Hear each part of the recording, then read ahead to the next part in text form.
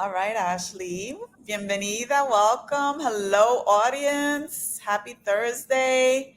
Really excited to be here today. I'm here with Ashley Rivera Mercado, and we're going to get to Ashley in a second. But Ashley, if you want to wave to everybody, say hello. Hola. Ashley's here. You're going to get to know her really well over the next 45 minutes. But first, I'll just start off introducing myself. I'm Hady. My pronouns are she, her, and ella.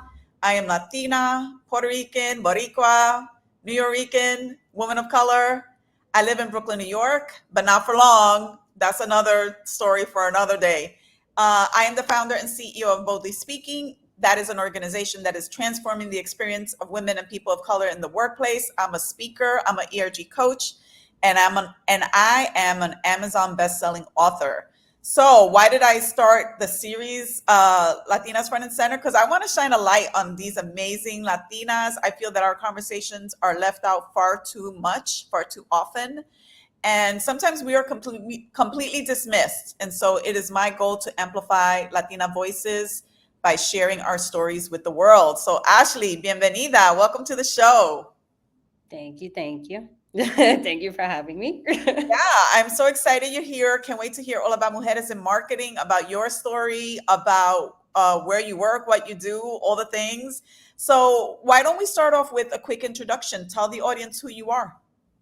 Yeah, of course. So my name is Ashley Rivera Mercado. I'm originally from Jauco, Puerto Rico, where I was born. Yes, yes, from the island. Wepa. And but I was primarily raised in the United States, specifically here in Orlando, Florida. I am the founder and president of Mujeres in Marketing. It is a nonprofit focused on realizing the success of Latinas in the marketing, advertising, and communications industry. We just launched last month officially, so it's like super nice and exciting.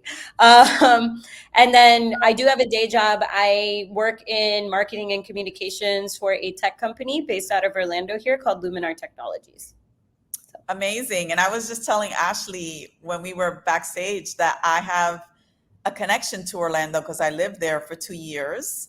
I moved down there with work and I lived down there. And we were talking about a place, a little town called Winter Park that I love. And Ashley told me she grew up there. So that's a coincidence. And it's such a cute, lovely little place. So tell us a little bit more about, I guess, your story. Where does your story begin? You said Yauco. Isn't there like a coffee called Yauco? yeah, so that's Jaucono coffee, Oh, but okay, that okay, coffee is my actually bad. not from Jauco. That coffee is from somewhere else in Puerto Rico. All right, my bad. No worries. No, yeah. So I come from just your normal Puerto Rican family. My parents, I have two sisters. I was born in Jauco. I stayed there for about 3 years, and my family made the decision, for better economic mobility and lifestyle to move to the United States. My parents moved with less than $1,000 in their bank account and three daughters, little kids in tow. Wow. I think my oldest sister at the time was maybe around 5 or 6. So we were all very little. And, they made the decision to move to Cleveland, Ohio. That was not the spot for them.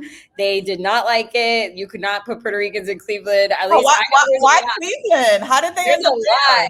but it wasn't for us. My mom said she couldn't deal with the cold. It was crazy. So we ended up moving to Orlando. And Orlando at that time was not like there were Latinos, obviously, but a lot of them are and continue to be more Kissimmee area, leaning more towards Disney. A much larger Latino population than where I grew up, which was very adjacent to Winter Park. So Winter Park is like a very small town in Orlando. It's a suburb, but my mom always reasoned that she was going to put us in the best schools, and Winter Park had the best schools. So she did her homework, and we got a little house that was zoned to go to those schools, and that's how we ended up there. Amazing. Yeah. Anything else you want to share about your childhood or your early years that you think has helped to shape who you are today? Anything, it doesn't have to be like anything major, but anything else you want to share that you think is important for the audience to know about you? Yeah, I mean, I think a lot of people, I grew up in Winter Park, which is an affluent community, but I myself do not consider myself an affluent person. I come from a very humble beginnings. My parents worked multiple jobs to support us. We lost our house during the recession because of the reduction in workforces that they encountered. We weren't like starving, right? I think a lot of people look at being lower income or in a lower economic class as inherently a bad thing. But in reality, a lot of the times that's just a circumstance that society pushes you into or one that you're born into. And I can actively say, like, my entire family is a testament to how hard work can push you out of that way of living, that we're all homeowners and economically successful. But a big part of that came from, my own grandmother, my mom's mom, my Ita, who I actually thank in my Mujeres in Marketing letter from the founder as someone that really inspired me and my success, because she had a very large emphasis on education for Mhm. success. And that really led me to study really hard. I was a full time student and I was a full time worker. I've worked full time since I was 18. I'm 28 now. So that's 10 whole years of just full time work. And, I don't know what it is not to work. I don't know what it is to not ask for things and not make things happen. I'm very, like, anyone can tell you, they're like, wow, Ashley, you're always so busy. It's not that I'm busy, it's that I set standards for myself that require the work, right? Like, if I want to reach a certain place, I get there. So a lot of the times, like, people hear things and they assume, like, oh, like, you have a certain amount of privilege that came with that. Yes, we all have a certain amount, but that doesn't necessarily take away like my work ethic or how hard I've worked to truly get to where I am. And I think that was a big way of saying that your girl works hard, and that's why we're here today. Absolutely. And to have accomplished the things that I already know you've accomplished, um, under 30 is very impressive. So I'm very excited for the audience to hear more about your story and the things you're doing. Because it's Mujeres in Marketing obviously is the headline, but there's lots of other things that I read about you on the internet that I'm excited to talk to you about. All right. So I love talking about dichos and refranes. It's my jam.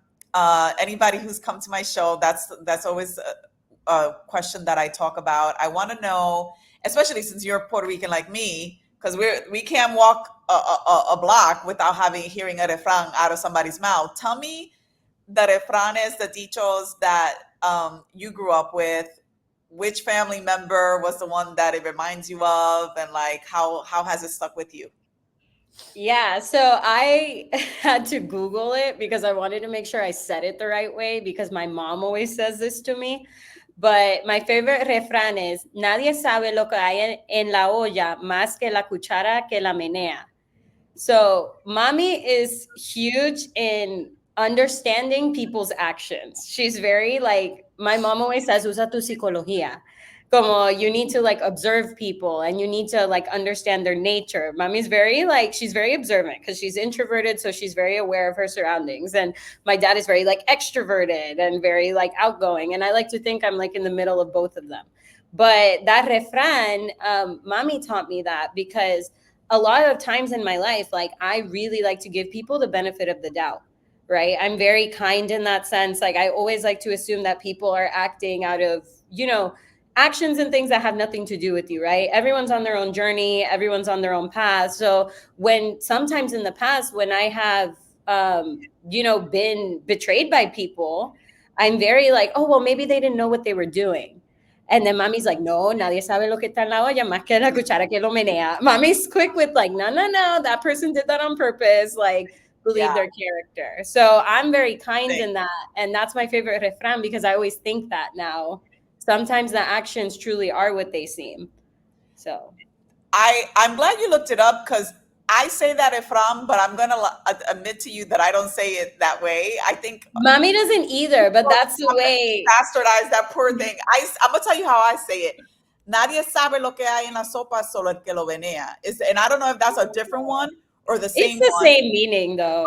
But yeah, to me, Yeah. I've always understood it to mean that like you don't really know what's up unless you're the one you're living it. And I actually do bring that up a lot. And I always tell people the saying in Spanish, and then I'm like, and let me translate it for you. But it's like I actually had a conversation with a coworker this week about that very refrain because I mentioned it in the context of something related to, like, we don't really know what other people are going through. So sometimes, we think we know, and maybe we don't know because we're not in the middle of it. Like, they're the ones that know what's going on, since they're the ones stirring the pot, so to speak. But I do love refranes. Anything else? Like, I'm glad that that's something that mommy gave to you. Did your papa give you anything? Well, my dad has all the refrains, but they're more funny. No, that was just the one that really stuck out to me because it's the one that she's always reminding me of, where she's like, people know what they cause. Yeah. She's like, people understand the implications of their actions more than they lead on. So, I have a question for you too. Did you grow up in a bilingual household? So you speak Spanish fluently? I not bilingual. My only language at home was mostly Spanish. So if Mm. it was bilingual, it was between me and my sisters. Pero sí, yo hablo español. Oh, amazing. Same with my house. We spoke Spanish to mommy and papa, and then we spoke English to each other. And then Spanglish, as Mm, needed type thing. everywhere All else. right. Yeah, yeah, exactly. All right. So, well, then I think what we got to move to now is Mujeres in Marketing. Let's hear all about it. Where did the idea come from? How did you give birth to this baby, this child of yours? Tell us about it. Tell us what you want it to be. Tell us the timeline. Tell us everything. And tell us why you are the right person to bring this community of Latinas together. Oh, so many questions about my favorite topic. So, I guess to start, Mujeres in Marketing began because, I actually just graduated earlier this year with my master's in business admin, so my MBA, from the University of Central Florida. It's the same school I got my bachelor's degree in. I was an international studies my major in my undergrad, so it was political science focused, and I was very determined to become an immigration lawyer post undergrad or work in political consulting in DC. Like I was saving my money. I was going to move to DC. That Wow. was my plan. And then COVID happened. And I took all my money that I saved and I bought a house here in Orlando instead. So I was like, DC is going to shut down. There's no point in me looking for a job. I was working at the University of Central Florida at UCF while I was a student. So I graduated with my bachelor's. I bought my house, and then I was like, well, what do I do next? And I worked in the College of Graduate Studies. So it was admissions for graduate programs. And before I worked there, I didn't even know what grad school was. Like, I didn't know the process of getting a master's degree. I didn't know there was something beyond a bachelor's. I was not educated on that. And with that, I was inspired to become a lawyer. And then with staying here, I was like, well, let me study communications because I love talking to people and I want to be a better communicator. So, and I've always loved the classroom environment, the structure speaks to me. So then I started working on my communications masters, and I was like, oh wow, this is a lot of writing and I kind of don't want to do this. So I'm not going to do that. And that's when I applied for my MBA. And during my time in the MBA, I think it really taught me a lot about business acumen. It taught me a lot about being advocating for myself as a worker and as a leader. That was the main takeaway I always had with my MBA, was that I do believe that it made me a stronger speaker. It made me more confident, and it made me realize that a lot of the times, we go to school thinking that we're not qualified to do things unless we get another degree. Right. And even though I graduated with my MBA, I don't view that qualification as something that makes me inherently more preparada o educada, tú sabes que otros. I don't view myself as oh, I have an MBA, so I'm inherently smarter now. I don't think that's what it is. But the skill set I gained through my confidence and my ability to execute on things really improved. So when I was in my MBA, I did MBA recruiting. I went to a big fancy job interview thing in New York, and it was with a big bank for their leadership development program. From the minute I walked in, I was like, I don't like this. I don't vibe with this corporate environment. And you walk around, right? Because it was a super day of hiring for Black and Latino students from MBA programs. I looked around that room. I was the only one from a state school. Everyone else was like from Yale, Harvard, like Stanford, big fancy schools. And I was like, why did they pick me? And like my resume was like pink. So I really didn't understand, but I got picked. And at that time, there was another student I was talking to that day that him and I became like friends. And he's like, you should join this like Latino professional network group, Alpha. And it's the Association for Latino Professionals. And at that time, it was for finance and accounting. And Yep, I was like, I know well, Alpha really well. I know most people do. Who And did this is who did you meet? Who was the so person? this was another student from, it wasn't like a person from Alpha. It was a Okay. student who was in Alpha. But he told me, he's like, you should join Alpha. They need more MBAs and whatever. And I was like, yeah, but like, I want to do marketing. So like, why am I going to join like a finance and accounting group, And he's like, no, they're trying to become more business oriented. So then, I tried to join my local chapter at UCF and they weren't super like MBA friendly. And then there wasn't like a lot of resources for marketing people. So then I was like, I joined the American Marketing Association, I joined like a bunch of different like professional orgs, but none of them were centered for Latinas in marketing. And at this point, I was working at UCF, but I was also freelancing for an independent news media platform called Loose Media. And at that point, I was writing articles, I was contributing, and all the people I spoke to on all the product teams with other businesses were Latina marketers.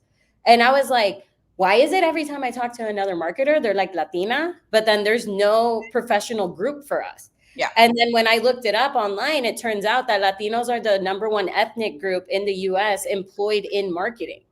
So we are like right behind white people. We are the number one demographic. Yes, I had no idea. That's a Yeah. fascinating statistic. Yeah. And it's like the main reason I was like, wow, that's really interesting. And then I looked further, and then within the demographics of the marketing industry, about half of marketers are women.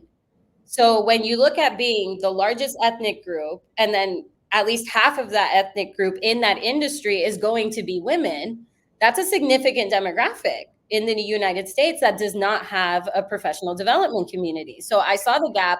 I saw myself as an aspiring professional marketer and a current one, right? I wanted to further my career, but I didn't have that community of other marketers. Every time I went to business things, they were finance people, accounting people, consultants. And I'm like, that's great, but like, I want to do marketing.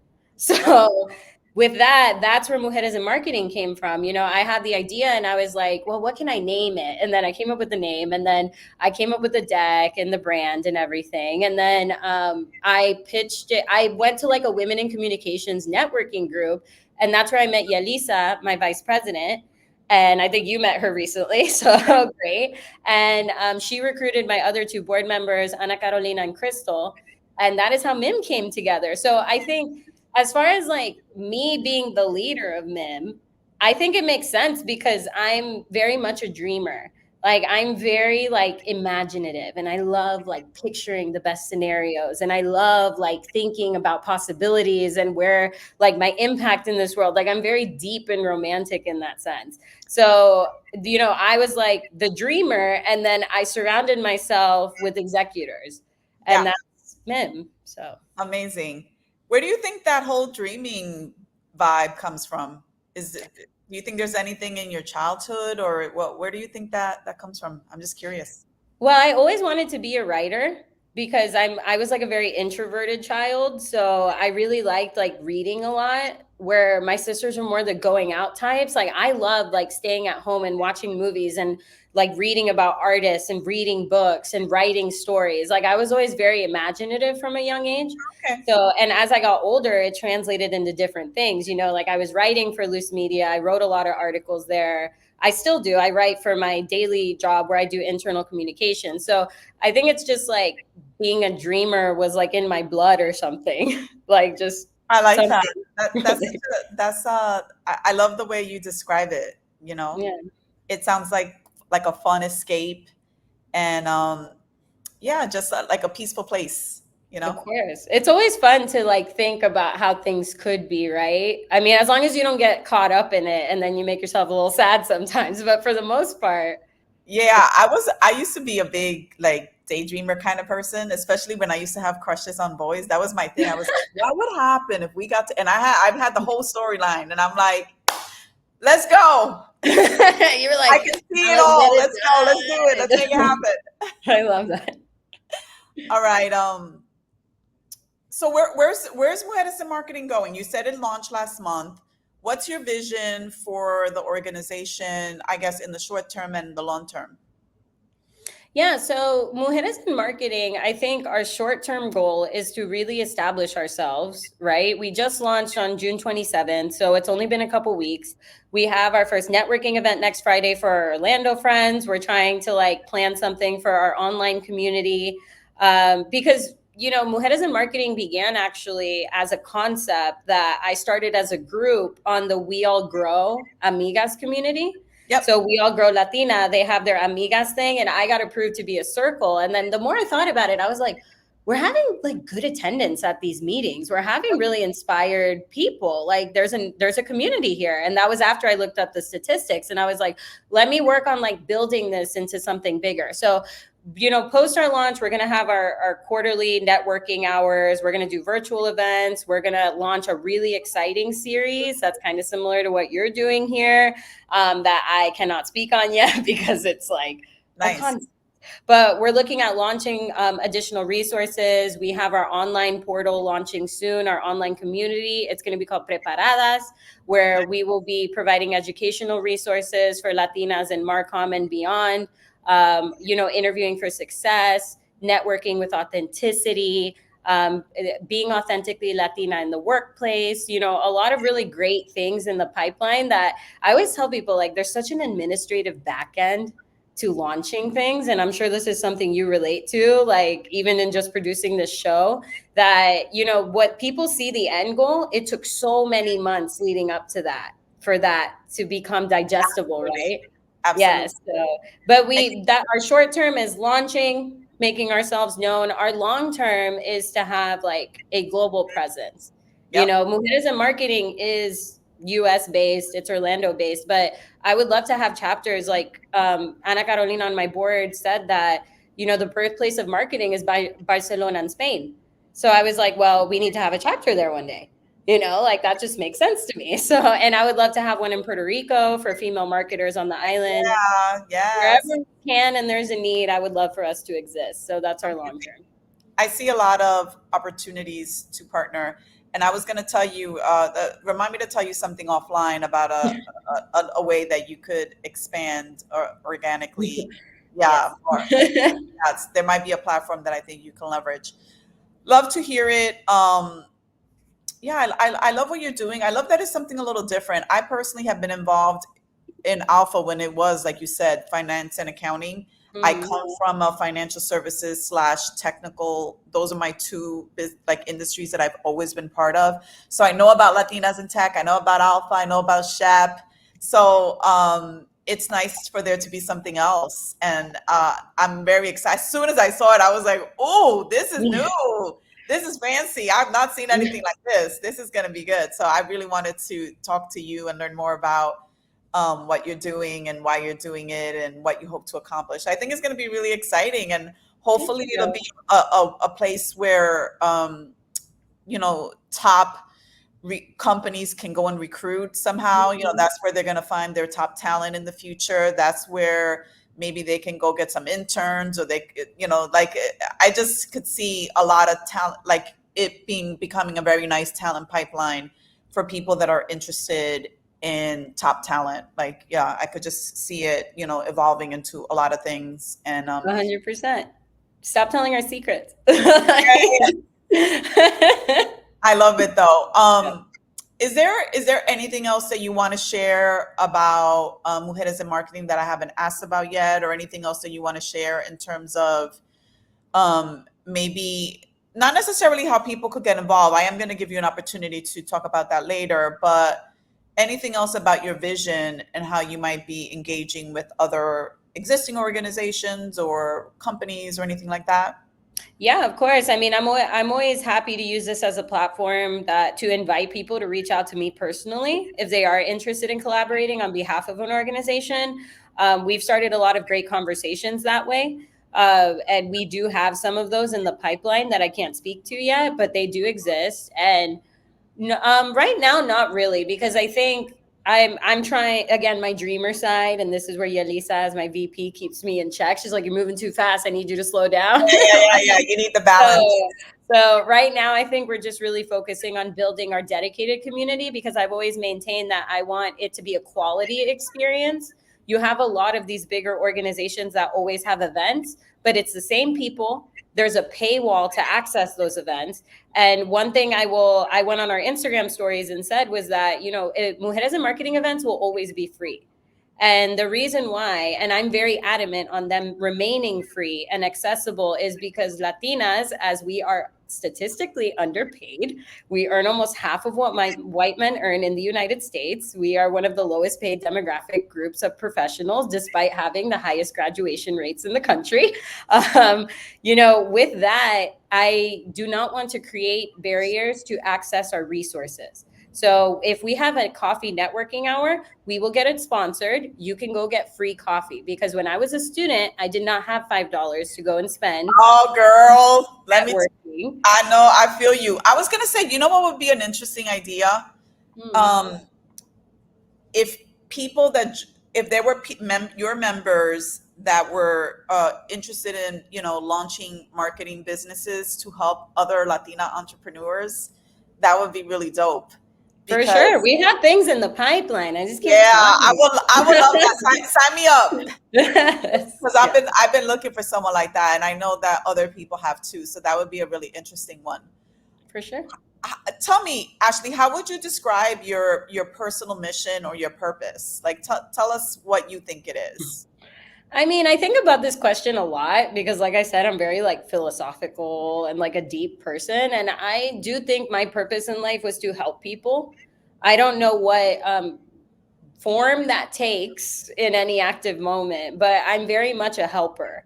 Like I love helping people. I love making people's days better. I'm just very much, when I always say like what defines me as a Latina is my community. So I think Latinas and Latinos in general as a community, we are community oriented, right? We're always looking for other people like us. We represent ourselves. And I do think my purpose is to help other people, and that comes from my values as a Latina woman. So I always think that drives me.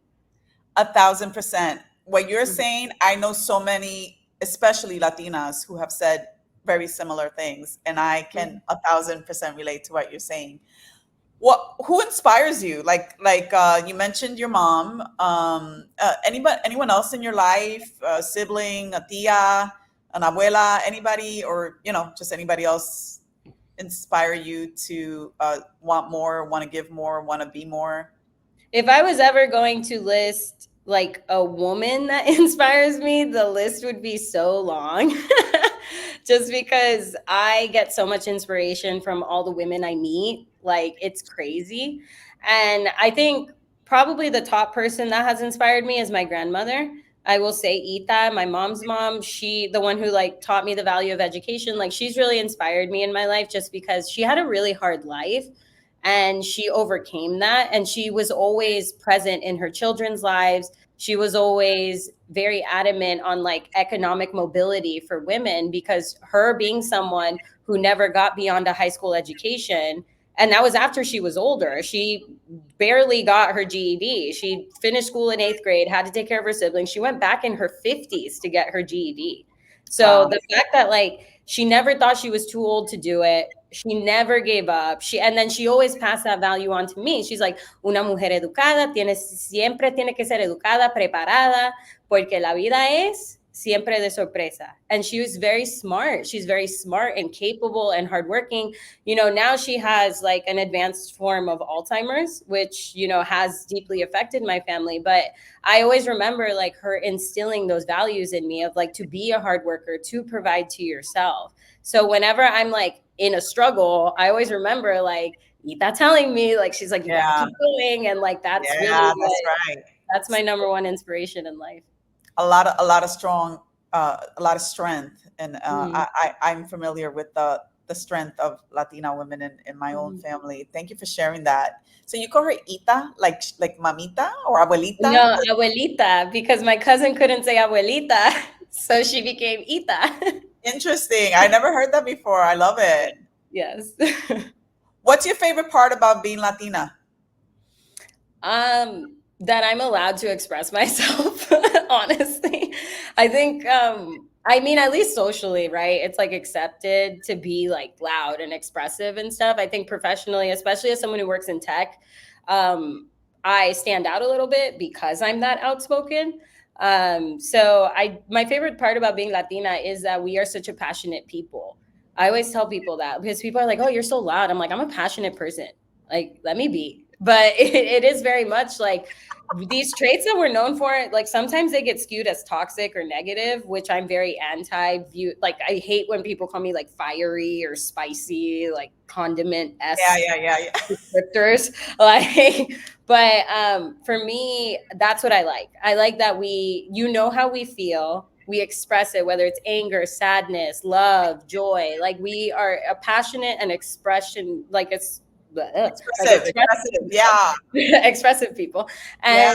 And I love that about us. Like I love not guessing where I am a lot of the time with people. And I think that lack of expressiveness in other cultures comes at a cost, right? Where they may be more like, I don't know, like attuned to traditional values or like being very strict in how they live their lives with different forms of discipline. You know, Latinos, not that we're all messes, right? There's a version of all of us in every community, right? There's no way to really be or act Latino. But one thing I do think that we are good at is expressing ourselves. Yep. And that to me has always been something I've been incredibly grateful for because it just speaks to like the color and personality of all of us. Amen. Like, so, I wholeheartedly agree. I would plus that one, plus one mm, on that.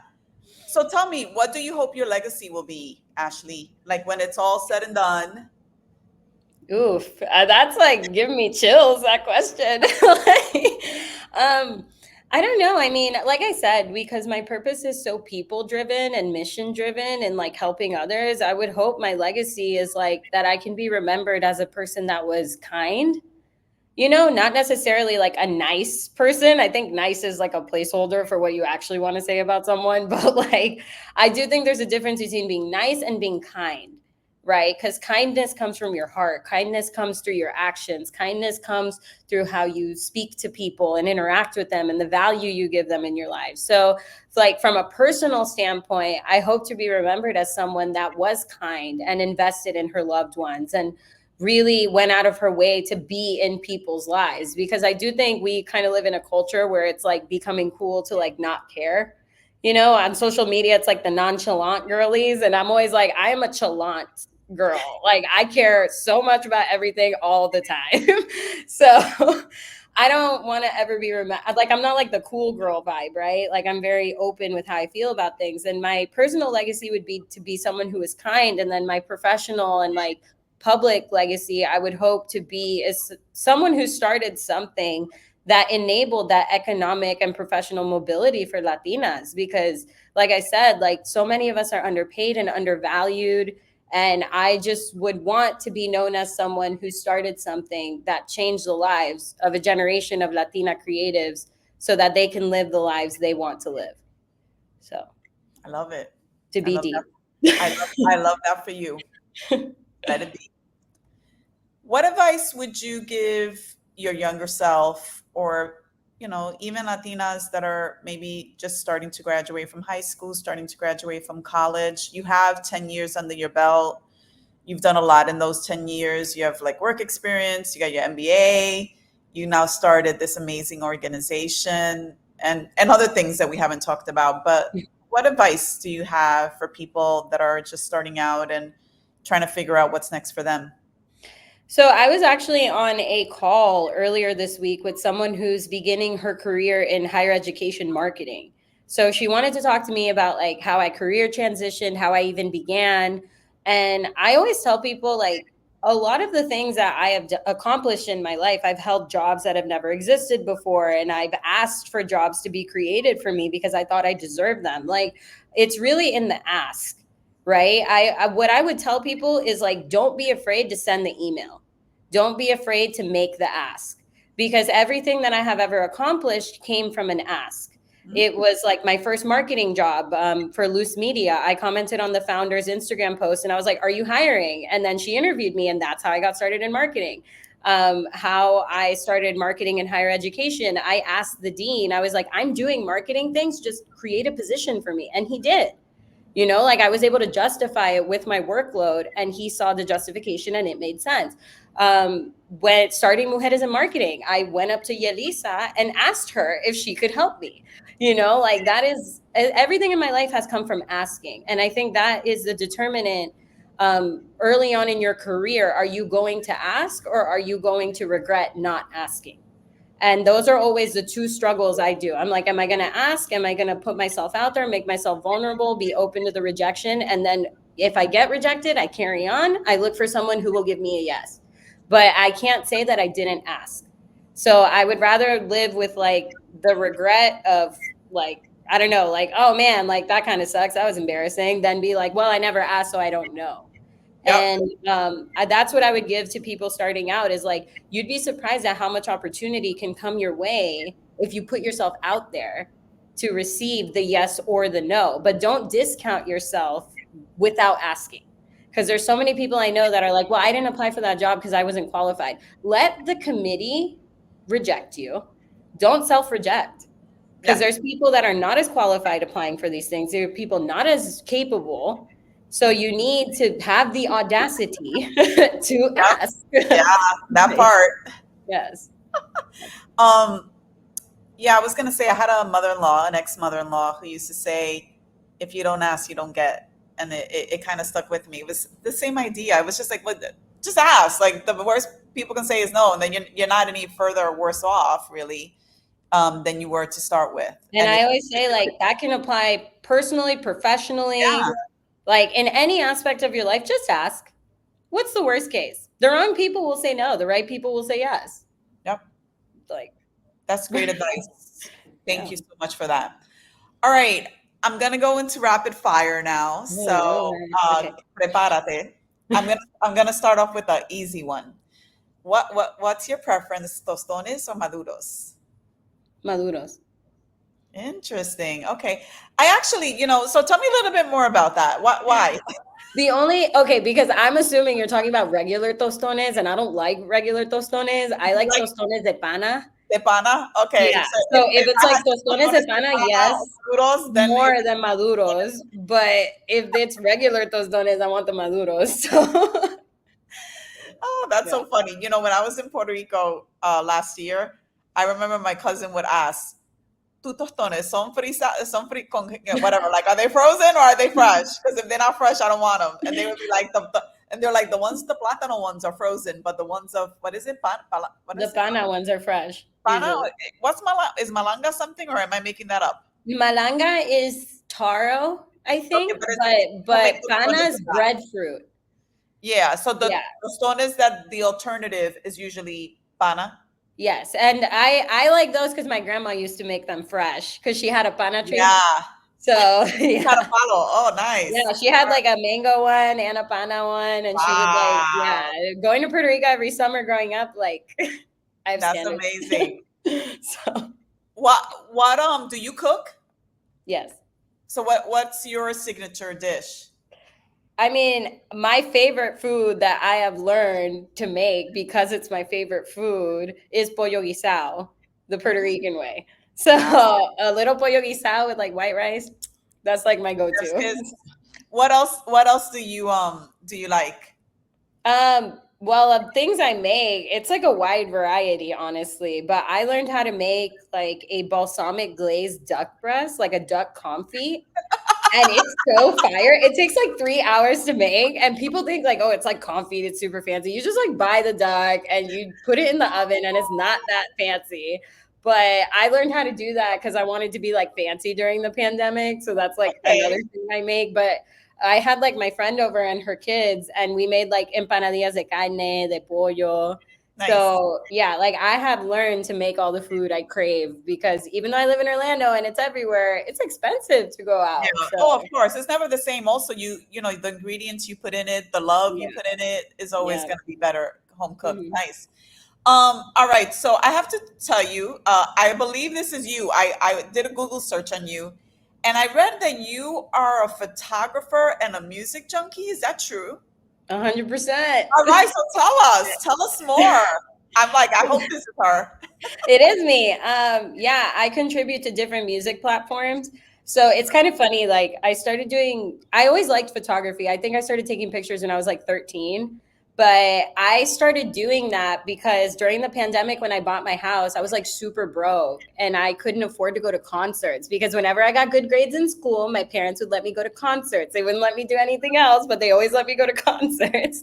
So, because my parents love music too. And once I bought my house, I was like super broke and I couldn't go to shows. So then I was like, oh, well, what if I ask for press passes to take pictures at shows? Because then it's free because I'm technically working. And then now I have done it for years now, but I do currently contribute to a music magazine as a photographer and I write show reviews and take pictures. Like I was very into like the more rock metal alternative scene growing up.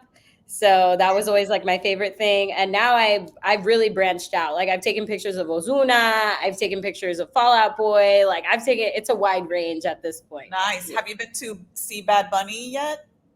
I've seen Bad Bunny as a like audience attendee like 3 times, but I have never Nice. taken pictures of him, but I've What asked. were his concerts like? Are they good? They're fun. They're very like visually interactive. So it's Okay, kind of overwhelming, but it's fun. interesting. Okay, I was a big Menudo fan back in the day. That Oh, was I love that. My yeah. aunt was obsessed. Yeah, me too. Me too. I won't tell you all the stories about Menuda, but one day. Um, so what's one piece of advice you would give to a Latina who's pursuing a career in marketing? What advice do you have for them? I would say like be a student. You know, I always say like marketing is one of those fields that it's very rare that you can blend business and creativity, right? Like there's not a lot of fields where you get both of those things and you're actually allowed to create things out of that. So that's why I've always used the word creatives with our MIM members because when you create, you are a creative, right? So I always say like be a student, always be expanding your skill set. You know, look at your bosses as mentors, look at your peers as mentors. You know, if you're sitting on a creative team and you have access to graphic designers and videographers to collaborate with, like understand their process. Because I have a friend who's like a creative director and she's from a film background. But creative directing is like, yes, you need those skills, but it's also being a project manager. And she like found out she liked that much later. So it is be a student and be open to new possibilities. Great advice. Yeah. Tell me, is there anything you want to ask me before we go? Yeah, like I don't oh my gosh, I always love asking people this question. If you were to pick a like famous person to play you in a movie, who would it be? Ay, Dios mío. Yeah. That's a tough question. Probably, what is the actress from Ugly Betty? The main America Ferrera? I think, yeah, maybe her. Really? She doesn't look like me, but I like her. I like her spirit. Her spirit, that is the kind of spirit I aspire to. I really don't know. Otherwise, I don't really I think love that. Hottie esque, actress out there right now. So, but I like her vibe, her energy, her feistiness. That's Um, awesome. yeah, she's someone that I really admire. So we'll go with her. America I Ferrera. love that. Ferreira, you That said. says a lot about a person who they think about. Oh, who would you pick? I honestly, I've said America Ferrera before, but Sofia Carreno, she was like on a show, Young and Hungry. She played like the main actress's like Latina friend, and I was like, man, she is me all the time. Oh, Like, nice. but if Let's you ever go. watch that show, I'm gonna Sofia, have to look her up. I'm gonna have yes, to look her up. yes. Okay, but that's true. I guess it is kind of telling. Yeah, yep, Interesting. All right. Well, listen. I want you to tell people how how they can follow you on socials and how they can, I guess, get involved with Mujeres in marketing, and then I'll close this out. for sure. Thank you again for having me. This has been awesome, super fun. As far as getting involved with Mujeres in Marketing, you can visit us on our website, mujeresinmarketing.org. We are on LinkedIn. We're pretty active on LinkedIn. I do encourage people to go to our website, sign up for our newsletters, just because like we are sending out like pretty consistent newsletters. We're also on Instagram, Mujeres in Marketing. You can request me on LinkedIn, but I'd rather you go look at Mujeres in Marketing and follow us instead. So Nice. yeah. And then as far as getting involved, like I said, we have tons of things in the pipeline, our educational resources portal, our networking events, virtual and in person for our Orlando amigas. So I really just say like, follow us everywhere, Mujeres in Marketing. Amazing. Thank you so much for coming to the show today, Ashley. It's been lovely to meet you. I think you're such an impressive professional, and I'm wishing you all the best. I think Mujeres in Marketing has so much potential to, like you said, to really change the trajectory of Latinas in that space. So it's really exciting. I'm going to be watching you, and I'm going to be rooting for you as well. So thanks Thank you. everybody for coming today. Come see us again next week. I'll announce our guest for next week in either tomorrow or Monday. So ciao for now, everybody. Bye. Thank you. All right, don't go anywhere yet.